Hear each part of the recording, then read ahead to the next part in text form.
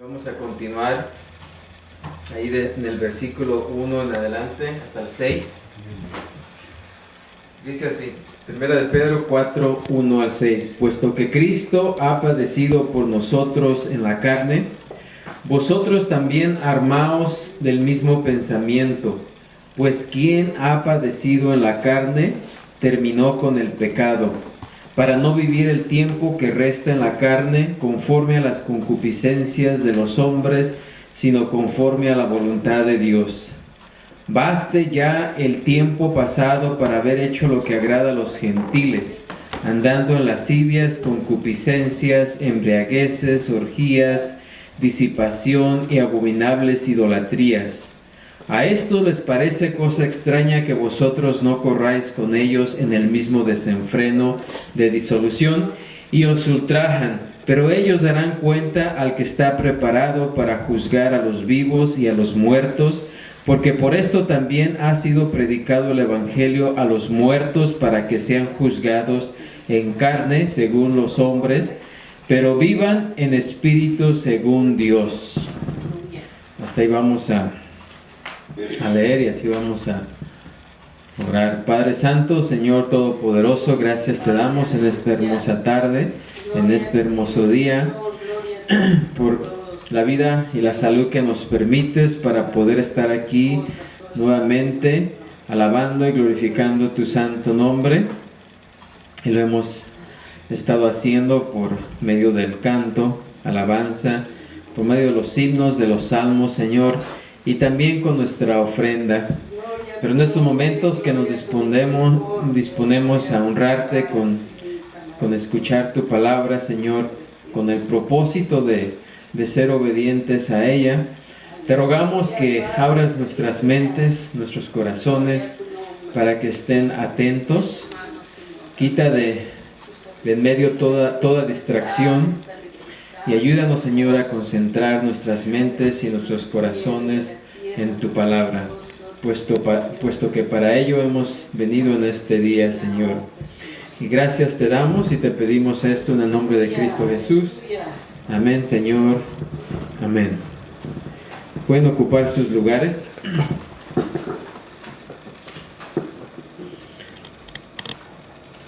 El tema de este pasaje es armarse contra el sufrimiento injusto. O sea, hay que estar armados para cuando venga ese sufrimiento injusto. Sufrir cuando hacemos algo mal no tiene ningún mérito, puesto que es algo que nos merecemos por haber hecho algo injustamente. Pero cuando el Hijo de Dios sufre cuando se porta bien y aún así es perseguido, pues ese sí tiene mérito, ¿verdad? Y ese es el que es bendecido por Dios. Y ya que el apóstol Pedro, precisamente ese ha sido el mensaje a través del capítulo 3 anterior que estudiamos, donde el apóstol Pedro está animando a los oyentes de aquel tiempo y por extensión a nosotros, aquellos creyentes que estaban siendo perseguidos, que estaban sufriendo injustamente, ¿verdad? Y Pedro escribe precisamente esta carta para animarlos, para enfocarlos nuevamente en el ejemplo único que tenemos, que es Cristo Jesús, quien él sufrió, quien él pasó por el más injusto sufrimiento, porque nadie más que él, que no hizo nada, que no hizo absolutamente nada injusto, recibió el castigo más injusto y fue crucificado injustamente en la cruz. Pero el apóstol Pedro utiliza ese ejemplo porque en ese gran sufrimiento, en esa gran injusticia que se cometió contra el Hijo de Dios, hubo una gran victoria. Hubo la mayor victoria que jamás se haya visto, y fue que por ese sacrificio el Señor Jesucristo ganó nuestra redención, ¿verdad? Venció la muerte, venció al enemigo, y con ese gran sufrimiento en la cruz, pues ahora podemos nosotros ser libres del pecado, ¿verdad? Así es de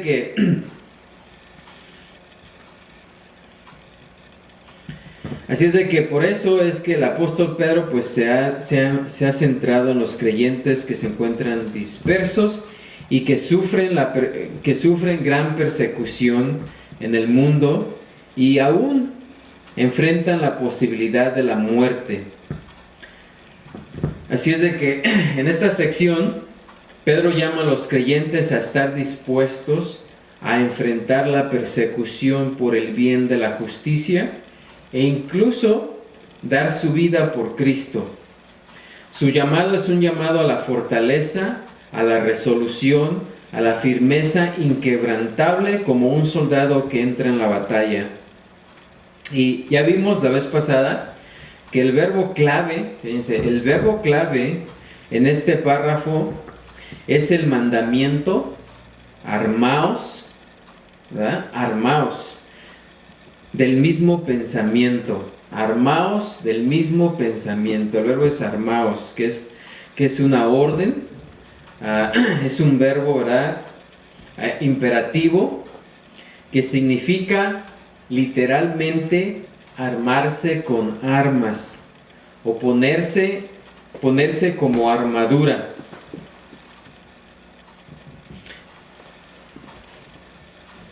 Esta palabra se usa en otro pasaje también, en otros pasajes, por ejemplo en 2 Corintios 6:7, donde dice: en palabra de verdad, en poder de Dios, con armas de justicia a diestra y a siniestra. La imagen es la de estar preparados para la batalla. Y el propósito del apóstol Pedro es proporcionar a los creyentes en este pasaje, proporcionar 4 perspectivas que nos motiven, y también en aquel tiempo que motivaran a los creyentes a ser fuertes cuando la justicia, cuando el portarse bien trae sufrimiento. Y no solamente sufrimiento, sino tal vez la muerte. Así que como creyentes nos podemos fortalecer en la resolución, en la persecución, ¿verdad? Cuando estemos armados con una comprensión, fíjense, cuando estemos armados de una comprensión clara acerca de la actitud de Cristo, acerca de la voluntad de Dios, acerca de la transformación del pecado y acerca de la esperanza de la vida eterna. Así que si tenemos una clara comprensión acerca de estas perspectivas, podemos estar fortalecidos en cualquier momento que suframos por causa de portarnos bien, o sea, por causa de la justicia. Ya vimos, ¿verdad?, que el apóstol Pedro nos insta a que tengamos la actitud que tuvo Cristo. ¿Cuál fue esa actitud? Bueno, nos dice el versículo 1, dice: puesto que Cristo ha padecido por nosotros en la carne. Ese es el ejemplo. Puesto que Cristo ha padecido por nosotros en la carne, vosotros también, ¿qué? Armaos del mismo pensamiento. ¿Sí? Armaos del mismo pensamiento, pues quien ha padecido en la carne terminó con el pecado. ¿Sí? ¿Qué es lo que significa esto? Dice, bueno, la primera frase ahí, puesto que obviamente nos señala a lo que Pedro escribió en el pasaje anterior, que en la cruz Cristo sufrió su mayor sufrimiento. Fíjense, Cristo murió sufriendo su mayor sufrimiento muriendo bajo juicio divino como el justo por el injusto. Sin embargo, allí también logró para los creyentes su mayor triunfo sobre el pecado y su poder de condenación, sobre las fuerzas del infierno y sobre el poder de la muerte. La cruz de Jesucristo es la prueba definitiva de que el sufrimiento puede conducir a la victoria sobre las fuerzas del mal. Así que, puesto que Cristo ha padecido por nosotros en la carne, ¿verdad? Esto significa que Cristo murió, padeció, significa que murió. Nosotros como creyentes debemos de armarnos también con ese mismo pensamiento, ¿sí? Con ese mismo pensamiento. ¿Cuál es ese pensamiento? Cuando Jesús padeció por nosotros en la carne, murió. Dice Mateo 27:50, mas Jesús, habiendo otra vez clamado a gran voz, entregó el Espíritu. Jesús realmente murió físicamente en la cruz. Murió en cumplir el plan de la redención divina. Cuando fue a la cruz, el Padre lo hizo pecado y maldición por todos los que creen. Como dijo Pablo en Gálatas 3:13, Cristo nos redimió de la maldición de la ley, hecho por nosotros maldición, porque está escrito, maldito todo el que es colgado en un madero.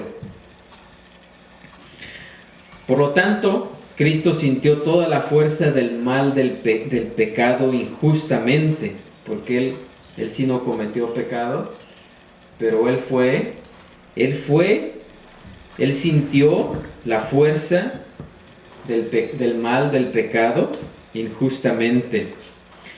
Pero cuando lo hizo, obtuvo para nosotros la salvación y para sí mismo la honra y la alabanza eterna de todos los que viviremos en el cielo. Amén. Así que en ese gran sufrimiento se obtuvo una gran victoria. Y a esa actitud, a ese pensamiento, es al que Pedro nos está instando, ¿verdad? De que nos armemos de ese mismo pensamiento. ¿Cuál es ese pensamiento?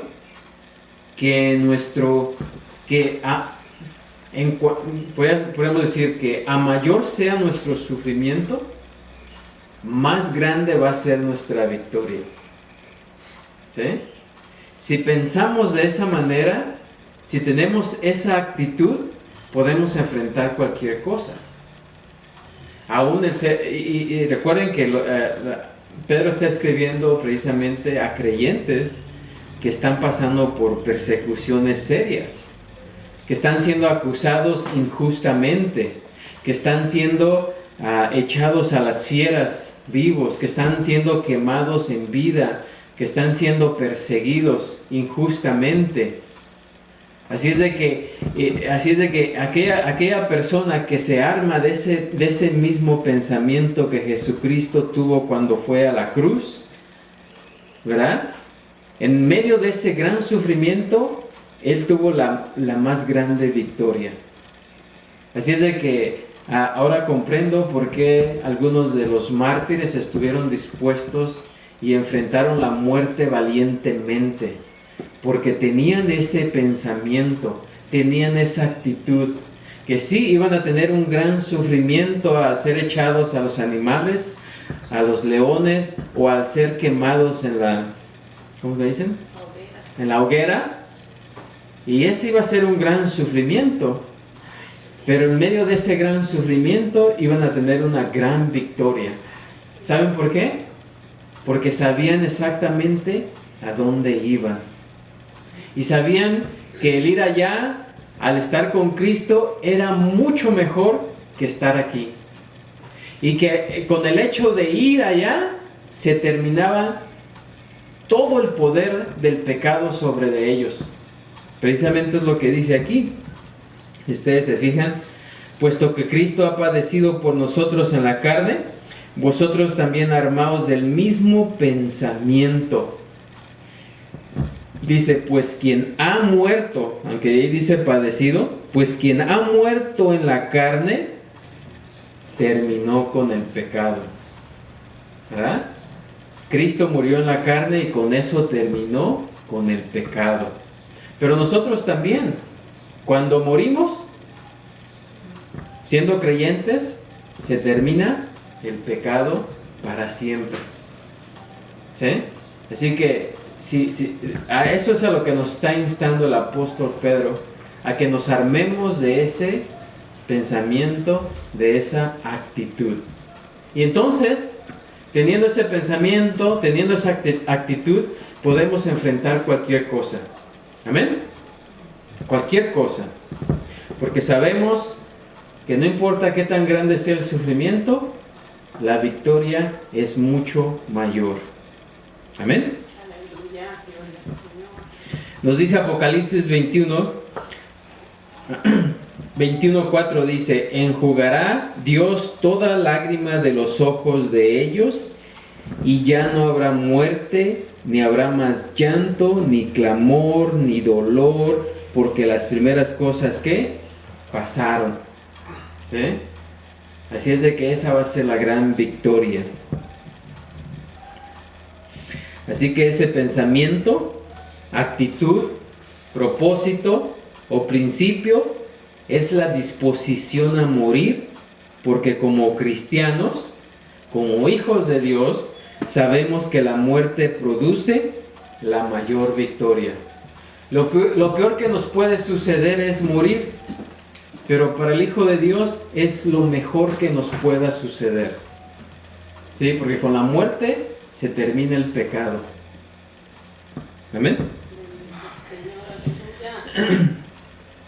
Así que esa es la actitud a la cual nos está instando el apóstol Pedro. Y si entendemos eso, si entendemos ¿verdad? Eso nos va a fortalecer, nos va a dar resolución en cualquier problema, que estemos pasando. Por eso es necesario que comprendamos esa actitud que Cristo tuvo al morir en la cruz. La segunda perspectiva es estar armados, fíjense,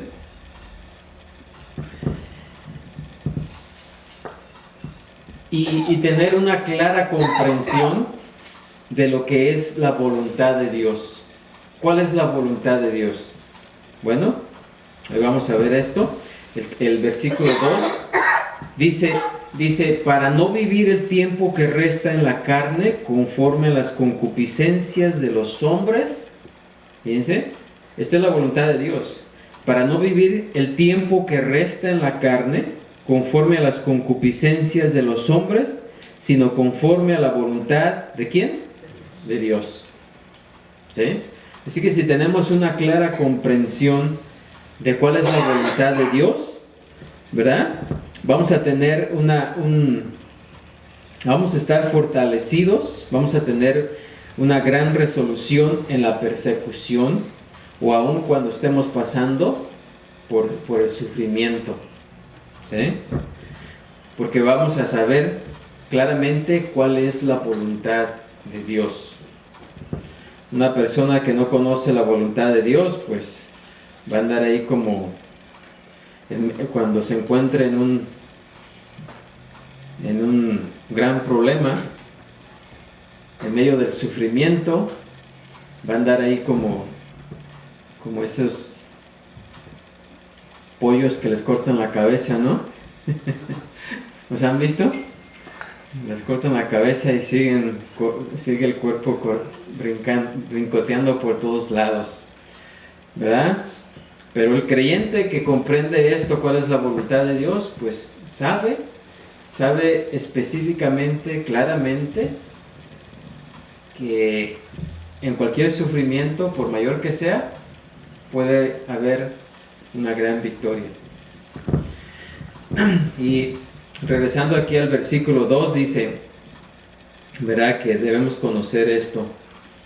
Todo pecado es desobediencia a la voluntad de Dios.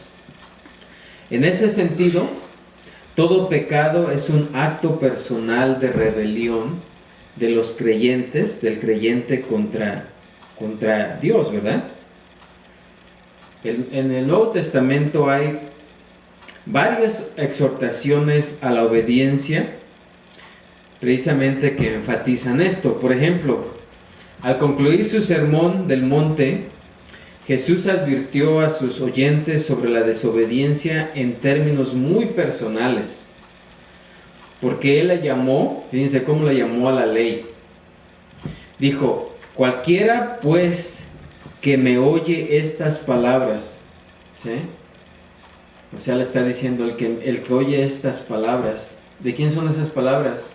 ¿O de quién eran esas palabras? Jesús. De Jesús, ¿no? Dice: y las hace, le compararé a un hombre prudente que edificó su casa sobre la roca.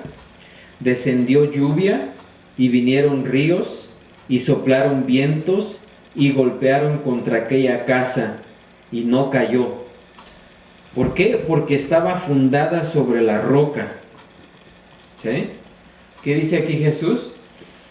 Cualquiera pues que me oye estas palabras, ¿basta simplemente oírlas? No, dice ahí, ¿qué más dice? Y las hace. ¿A qué lo está comparando Jesús? A un hombre prudente que edificó su casa sobre la roca. Cuando viene la tempestad, cuando viene el sufrimiento, ¿verdad? Comparando el sufrimiento, la casa permanece sólida. En cambio, dice: pero cualquiera que me oye estas palabras y no las hace, le compararé a un hombre insensato que edificó su casa sobre la arena. Y descendió lluvia y vinieron ríos y soplaron vientos y dieron con ímpetu contra aquella casa. ¿Y qué le pasó a la casa? Dice que cayó y fue grande su ruina. Sí, cuando el sufrimiento viene a la vida del creyente, y es un creyente verdadero que ha estado disciplinándose en entender, comprender, leer y orar, ¿verdad? Ha puesto su fundamento en eso, ¿verdad? Conoce la doctrina, conoce la verdad acerca de Dios. Cuando sea atacado, cuando sea perseguido, cuando esté en medio de un gran sufrimiento, va a permanecer. No importa qué pase, ese creyente va a permanecer parado. Pero aquel que no toma el tiempo para prepararse, para estudiar, para cimentarse en la palabra de Dios, ¿qué va a pasar? Viene el sufrimiento y así como la casa que fue construida en la arena, pues va a caer. ¿Sí? Así es de que, por eso dice: cualquiera pues que oye estas palabras y las hace, le compararé a un hombre prudente que edificó su casa sobre la roca. Y al final, la condenación vendrá sobre aquellos que no obedecieron la voluntad de Dios. ¿Sí? O sea que si hacemos la voluntad de Dios, vamos a permanecer ahí en medio de la tribulación. Pero para los que caigan, ¿qué va a pasar? Vendrá sobre ellos, ¿verdad?, la condenación. ¿Por qué? Porque no obedecieron la voluntad de Dios. Incluso aquellos que piensan que fueron obedientes. Mateo 7:21 dice: no todo el que me dice Señor, Señor, entrará en el reino de los cielos, sino el que hace la voluntad de mi Padre que está en los cielos. Hay personas que piensan que están haciendo la voluntad de Dios, pero la realidad es que no la están haciendo. Amén.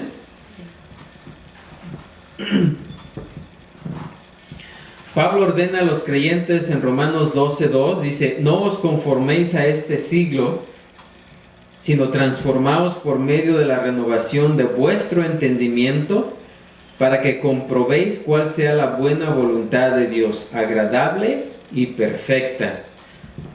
Dice que no nos hagamos como este mundo, o que no sigamos las cosas de este mundo, sino que nos transformemos por medio de la renovación de nuestro entendimiento. Sí, la palabra de Dios tiene que venir aquí.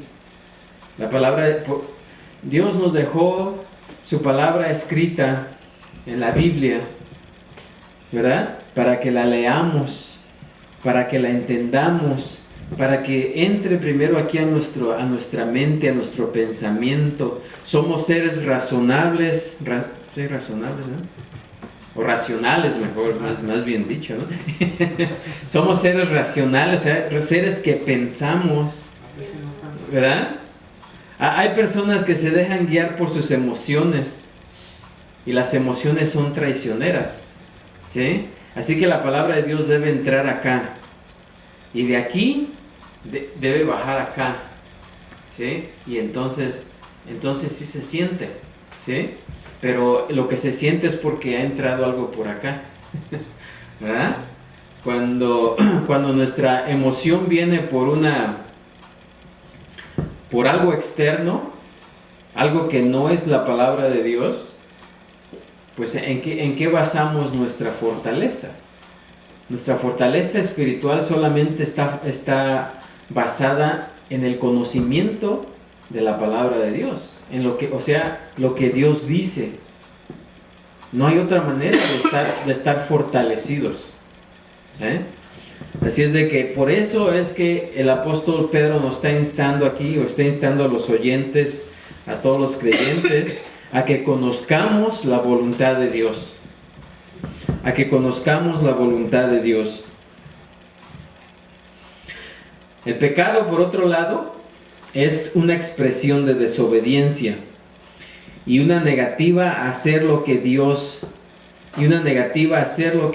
ha ordenado, o sea, hacer lo contrario.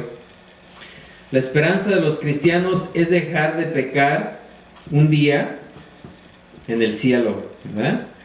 Dado que ese es el objetivo, dado que ese es el propósito de nuestra salvación, tiene fuertes implicaciones para nosotros ahora, sabiendo eso, ¿verdad? Que el propósito de la salvación es un día estar en el cielo donde ya no vamos a poder pecar jamás, ¿sí? Y dado esa implicación, nos dice Pedro, porque sabemos eso, porque conocemos la voluntad, dice, para no vivir el tiempo que resta en la carne, conforme a las concupiscencias de los hombres. ¿Sí? ¿Por qué? Porque nos dirigimos a la santidad en la eternidad por venir, y porque sabemos eso, como santos debemos vivir. Dice ahí, vivir, esa palabra tiene referencia a la vida terrenal, o sea, debemos vivir el resto del tiempo que Dios nos dé en la tierra en busca de esa santidad, sin importar el costo físico, ¿sí? Puesto que sabemos que cuando lleguemos al cielo ya no vamos a poder pecar, debemos de vivir el resto de la vida que Dios nos dé aquí en la tierra, ¿verdad? Buscando la santidad sin importar el costo. Aleluya. Amén. Gloria al Señor. ¿Por qué? Porque de esa manera vamos a estar armados para la victoria. ¿Por qué? Porque vivimos para hacer la voluntad de Dios, no los deseos pecaminosos de los hombres. Pedro llama a esos deseos concupiscencias. Concupiscencias es una palabra fuerte que significa un anhelo apasionado. Y en este contexto connota un deseo malvado, o sea, tener un anhelo apasionado hacia las cosas, hacia deseos malvados, ¿sí? Concupiscencias. Él insta a los creyentes a evitar el pecado, no vivir más impulsados por los deseos humanos. Segunda de Timoteo 2:22 dice: huye también de las pasiones juveniles y sigue la justicia, la fe, el amor y la paz con los que de corazón limpio invocan al Señor. ¿Sí? Huye también de las pasiones juveniles y sigue la justicia.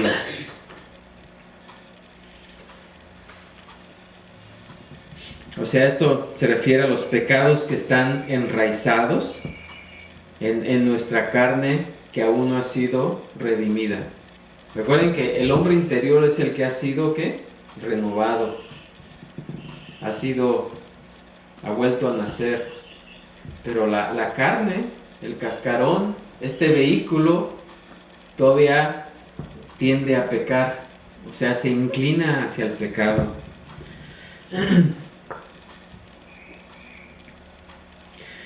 Y esto pues nos hace ver, ¿verdad?, que aún no ha sido regenerado. Así que Pedro nos está diciendo a los creyentes que nos armemos, fíjense, que nos armemos con el compromiso de hacer la voluntad de Dios y que abandonemos los pecados anteriores. Esto es precisamente a lo que el apóstol Pablo llama en Romanos 6:8 al 12 y dice: y si morimos con Cristo, creemos que también viviremos con Él, sabiendo que Cristo, habiendo resucitado de los muertos, ya no muere. La muerte no se enseñorea más de Él, porque en cuanto murió, al pecado murió una vez por todas, mas en cuanto vive, para Dios vive. Así también vosotros consideraos muertos al pecado, pero vivos para Dios en Cristo Jesús, Señor nuestro. No reine pues el pecado en vuestro cuerpo mortal, de modo que lo obedezcáis en sus concupiscencias. Así que si tenemos una comprensión de cuál es la voluntad de Dios, ¿y cuál es la voluntad de Dios? ¿Verdad? ¿Cuál es? Que vivamos el resto que nos queda de vida, o que Dios nos dé en esta vida, alejados del pecado y buscando ¿qué? La santidad. ¿Sí? A cualquier costo físico. Una tercer perspectiva que nos debe motivar a estar fuertes cuando el sufrimiento venga, aun cuando ese sufrimiento sea injusto, ¿verdad? Es la transformación del pasado. El hecho de que fuimos transformados y que el pasado ya no debe de, ¿cómo se dice?, de manipularnos, de movernos. ¿Sí? Dice el versículo 3 al 5, dice: baste ya el tiempo pasado para haber hecho lo que agrada a los gentiles. Dice: andando en lascivias, concupiscencias, embriagueces, orgías, disipación y abominables idolatrías. A estos les parece cosa extraña que vosotros no corráis con ellos en el mismo desenfreno de disolución, y os ultrajan, pero ellos darán cuenta al que está preparado para juzgar a los vivos y a los muertos. ¿Sí? Así que aquí el apóstol Pedro nos está instando, nos está llamando a que tengamos una comprensión clara acerca de la transformación que tuvimos en el pasado. ¿Sí?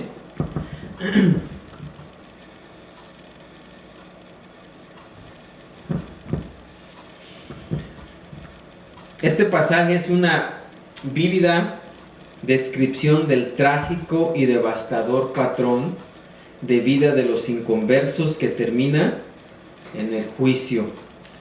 Los versículos son paralelos a varias de las descripciones de Pablo sobre la condición espiritual perdida de la humanidad y describen el carácter y las consecuencias del pecado.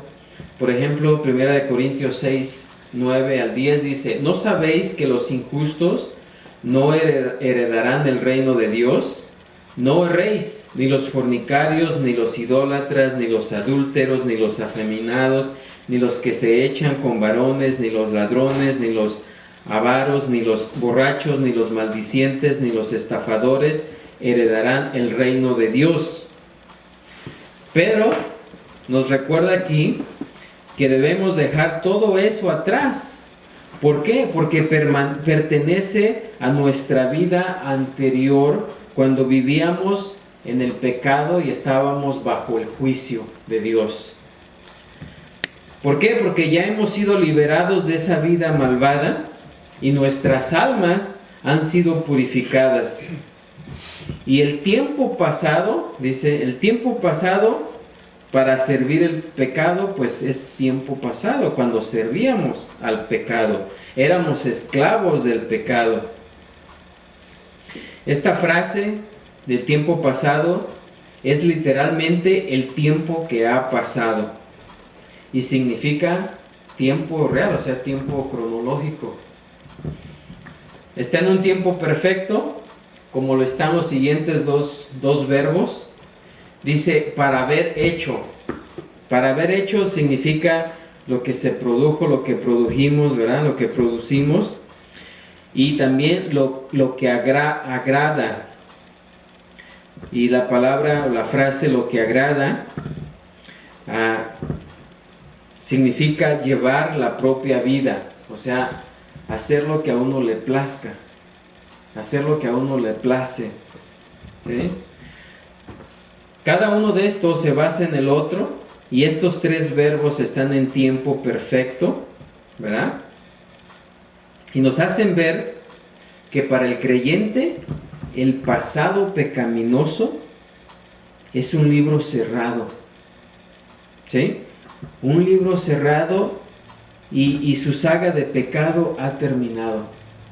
O sea, cerremos ese libro, ya está cerrado. Antes éramos así, pero ya no, dejemos esa vida atrás. Porque es parte del pasado. Y luego dice Pedro, baste ya. En este contexto, esa frase baste ya significa que más que nada simplemente que ya es adecuado. Pero también transmite la sensación de que ya fue suficiente. Ya es suficiente. Lo que hiciste en el pasado ya es suficiente. Basta ya. ¿Sí? Los lectores de Pedro habían tenido toda una vida de oportunidades para pecar, así como nosotros la hemos tenido. Y eso es más que suficiente, dice, para haber hecho lo que agrada a los gentiles. Ya todo lo que hicimos ya bastó. Para haber hecho lo que agrada a los gentiles. Cuando dice los gentiles se refiere a los pueblos no convertidos, o sea, las personas no convertidas, y haber vivido para cumplir las pasiones pecaminosas. O sea, ya basta el tiempo. Ya tuvimos suficiente tiempo para haber sido esclavos del pecado y haber hecho todas esas maldades, ¿no? Así es de que... Y para haber agradado a los gentiles, o a los inconversos. Y la palabra agrada, aquí también se transmite el sentido de un anhelo determinado. Los corazones de los inconversos determinan seguir sus pasiones como parte de lo que Pedro llamó anteriormente su fútil forma de vivir. O sea, basta ya de haber... La vida fútil que vivimos anteriormente ya es suficiente, ya fue suficiente. ¿Sí? esa disposición anterior, andando en, significa llevar a cabo los asuntos de la vida a lo largo de un camino específico de comportamiento. Y Pedro lo describió para sus lectores con 6 términos. Primero, fíjense, esa vida anterior, esa forma fútil de vivir, Pedro la describe con 6 términos. Dice aquí, lascivias. ¿Qué es una lascivia? ¿Qué son lascivias? Lascivias describe a aquellos que se dedican a todo tipo de vicios desenfrenados e incontrolados. También se podría traducir como libertinaje. Una indulgencia excesiva en el placer sensual. Muchas personas no regeneradas viven sin ley, haciendo alarde de sus vicios en abierto desafío a la ley de Dios. ¿Han visto a alguien así? Es más, hasta se burlan, ¿verdad?, de que no les pasa nada y hacen toda clase de males y dicen Dios no existe, ¿verdad? Porque nada les sucede. Lo que no saben es que todavía no es el tiempo del juicio, pero cuando llegue el tiempo de juicio, entonces van a sufrir las consecuencias, ¿verdad? Así que unos hacen alarde de sus vicios en un abierto desafío a la ley de Dios, desafían a Dios, mientras que otros hacen lo mismo pero son menos obvios. Así que eso es lascivias. Concupiscencias son las pasiones pecaminosas que llevan a las personas a tal indulgencia.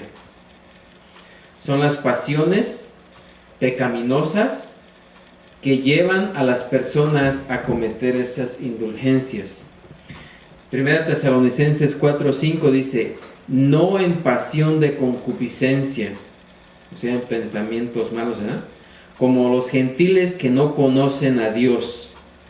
Esos son concupiscencias, malos pensamientos que conducen a las lascivias, ¿verdad? Y luego el siguiente término es embriagueces. ¿Qué quiere decir embriagueces? Literalmente significa vino que burbujea. Y se refiere a la intoxicación habitual. Este término también puede referirse a los efectos del uso de narcóticos. El siguiente término es orgías. Se refiere a participar en fiestas salvajes u orgías. En una fuente extrabíblica griega, el término describía a una banda de personas borrachas que cantaban en voz alta y se tambaleaban salvajemente por las calles, provocando un gran disturbio público. Eso significa orgías, ¿verdad? El apóstol completó su lista de términos con 2 expresiones más que se ajustan a esta imagen de conducta incontrolada: disipación y abominables idolatrías. Disipación quiere decir fiestas para beber. Así que una fiesta para beber es una disipación. Eran sesiones en las que las personas participaban solo por ebriedad, ¿sí?, solo para emborracharse. Las abominables idolatrías denotan el culto inmoral y libertino de los dioses o a los dioses falsos, como Dionisio o Baco, el dios griego del vino, que acompañaba a las orgías y a la disipación. O sea, anteriormente había templos donde ellos pensaban que estaban dando culto a sus dioses, servicio a sus dioses, adorando a sus dioses por medio de borracherías y orgías, ¿verdad? Y para ellos eso era estar adorando a Dios, a su Dios, pues.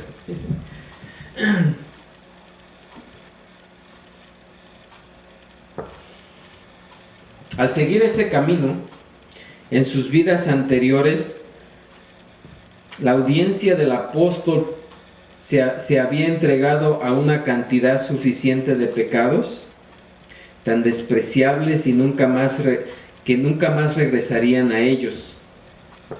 El recuerdo, el acordarse del dolor y la miseria que esos actos causaron era la motivación para que sus lectores evitaran diligentemente tal comportamiento, específicamente porque su nueva meta de vida era ingresar al lugar sagrado donde el pecado iba a cesar para siempre. Así como nosotros fuimos sacados de ese lugar, de practicar todas esas cosas, también los oyentes del apóstol Pedro en aquel tiempo sabían estas cosas y sabían que de ahí habían sido sacados, ¿verdad? Y el acordarse de los sufrimientos que ese comportamiento les ocasionó, pues era una motivación para alejarse, ¿verdad?, de esas cosas. ¿Por qué? Porque tales pecados habían sido una forma de vida para los lectores de Pedro, que cuando los abandonaron, sus compañeros pecadores, aún no regenerados, dice aquí Pedro, les parece cosa extraña, ¿sí? Y eso todavía sucede. Si a usted Dios lo sacó de esas borracherías y de repente Cristo lo tomó y lo transformó, ¿y qué pasa cuando usted ya no se junta con sus amigos anteriores? ¿Qué pasa? Se sorprenden, ¿verdad? De que, es más, no lo creen que de verdad han cambiado, ¿sí? Y es más, resienten el hecho de que ahora no corren con ellos, dice aquí Pedro, en el mismo desenfreno de disolución, ¿sí? No solamente se quedan sorprendidos y hasta no quieren creer, sino hasta que resienten el hecho de que ya no nos juntamos con ellos, ¿sí?, para hacer lo que hacíamos antes, ¿verdad? Ahora, la frase aquí que pone Pedro dice: no corrían con ellos en el mismo desenfreno de disolución. Esa expresión muestra vívidamente un gran cuerpo de personas corriendo locamente hacia adelante, lo que un comentarista describió como una estampida eufórica de buscadores de placer, ¿sí? O sea, y la palabra desenfreno representa las aguas que se juntan y se derraman en exceso o se desbordan, o sea, en un desenfreno de disolución. Y disolución es el estado en que la mente de una persona es tan corrupta que no piensa en nada más que en el mal y en cómo puede satisfacer sus pasiones pecaminosas, ¿sí? Así que eso es lo que significa disolución. El estado mental de una persona tan corrupta que no piensa en nada más que en hacer el mal y en cómo puede satisfacer sus pasiones pecaminosas.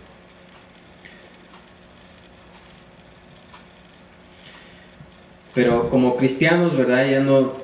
Ya esos deseos ya han pasado, esa búsqueda sin sentido de las pasiones que nos llevaban, ¿verdad?, o que hacíamos anteriormente con ese deseo desenfrenado, pues ha terminado, ¿verdad? Así que los amigos de ese tiempo, o de algún tiempo, ahora se convierten ¿en qué? En nuestros enemigos, ¿sí? Y dice Pedro aquí que ahora nos ultrajan. ¿Por qué? Porque ya no corremos con ellos. ¿Qué es ultrajar? Ultrajar significa blasfemar. Literalmente significa difamar o hablar mal de alguien. ¿Sí? Ahora hablan mal de nosotros. ¿Por qué? Porque ya no nos juntamos con ellos para hacer lo que hacíamos antes.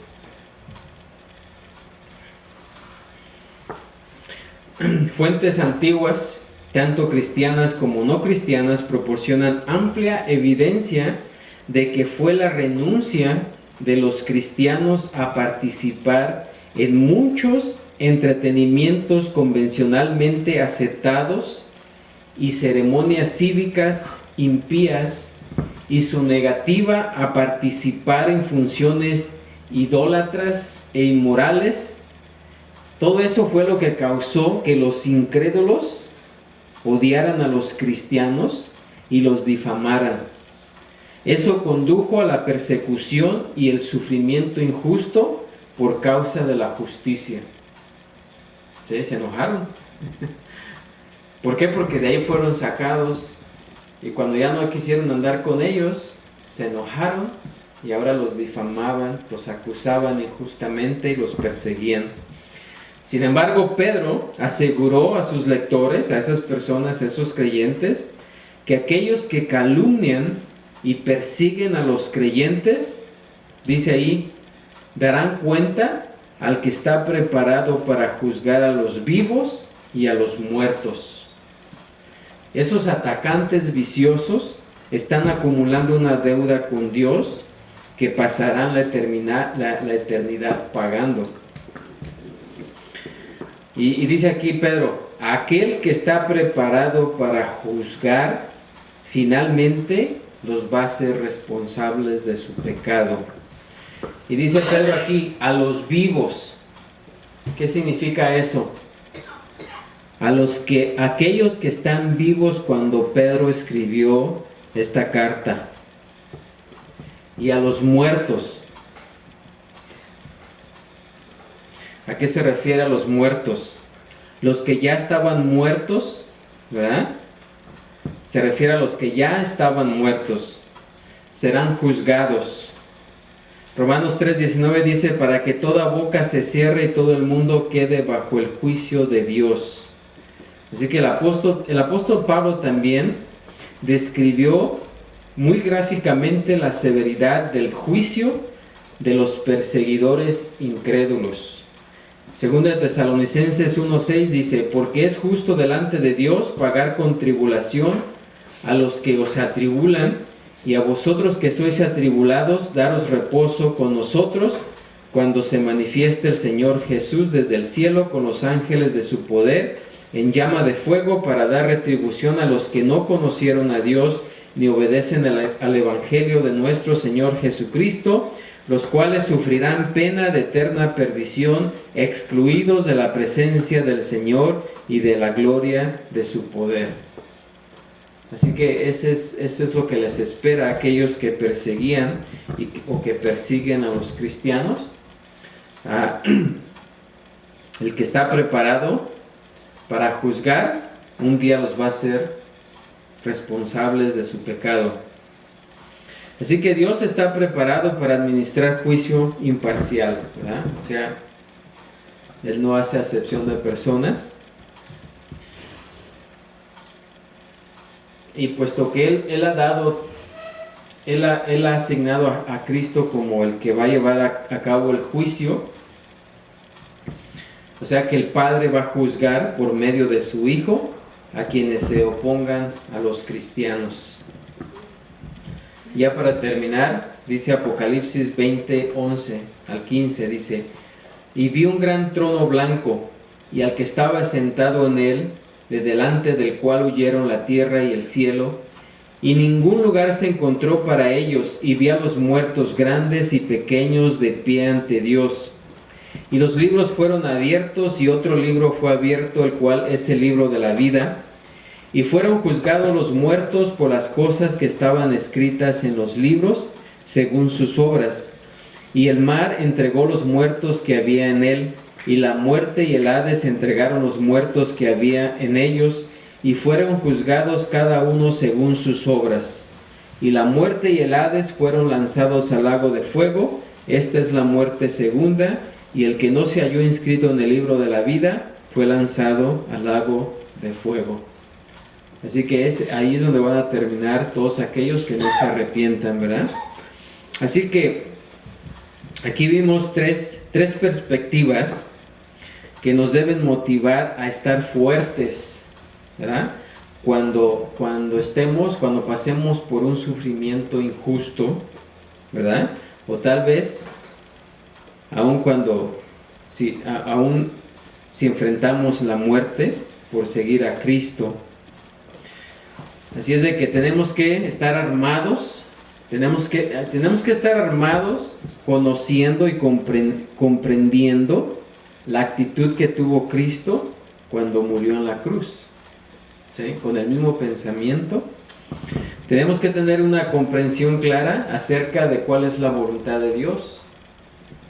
Y también tenemos que recordar que ya fuimos transformados, que esas obras pecaminosas que hacíamos en el pasado son parte del pasado, y que el tiempo que nos resta, el tiempo que Dios nos dé de aquí en adelante, lo ocupemos buscando la santidad, ¿sí? Santificándonos y creciendo cada día a la imagen y semejanza ¿de quién? De Jesucristo. Amén. Porque ya basta el tiempo que pasamos haciendo esas cosas en el pasado. Así es de que ahí nos vamos a detener. Vamos a ver la cuarta perspectiva la semana que entra. Por hoy vamos a ponernos de pie y vamos a ser despedidos orando. Padre Santo, Señor Todopoderoso, gracias te damos en esta tarde, Señor, por tu palabra, en la cual por medio del apóstol Pedro nos instas, Señor, a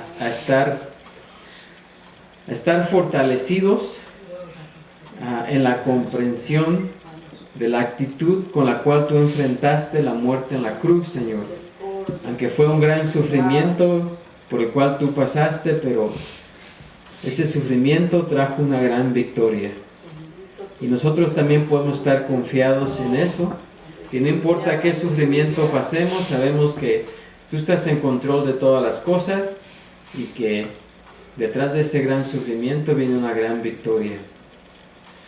Y aun si perecemos, sabemos que estaremos contigo y seremos alejados, seremos quitados del pecado interno y externo por toda la eternidad. Y gracias, Señor, por ello. Te pedimos también que en estos momentos nos despidas de este lugar, nos lleves a nuestros hogares con todo bien y que siempre recordemos que vivimos delante de tu presencia. Te pedimos estas cosas y te damos las gracias en el nombre de Cristo Jesús. Amén, Señor. Amén. Y así podemos decir todos juntos: la gracia de nuestro Señor Jesucristo sea con todos vosotros. Amén. Dios los bendiga.